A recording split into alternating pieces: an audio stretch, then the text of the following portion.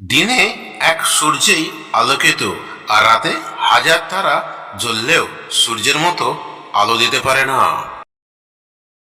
উন্নতির পথে নিজের লোক সবচেয়ে বড় শত্রু হয়ে দাঁড়ায়।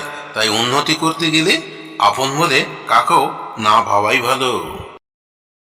হরিণ বাঘের চেয়ে খুব দ্রুতগামী, কিন্তু অবশেষে হরিণ বাঘের শিকার হয়ে দাঁড়ায়। যে যত ভাববে সে তত বেশি ঠকবে। সমাজটা খুব নিষ্ঠুর প্রকৃতির, কারো দুঃখ কেউ বুঝে না।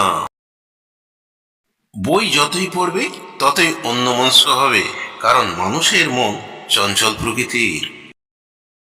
বৃষ্টিতে ভিজলে ভালো লাগে, অথচ সেই জল গ্লাসে বা অন্য কিছুতে নিয়ে ছিটিয়ে দিতে গেলে ভয়ে মানুষ ছুটে পালায়, অথচ জল খেয়ে মানুষ বেঁচে থাকে।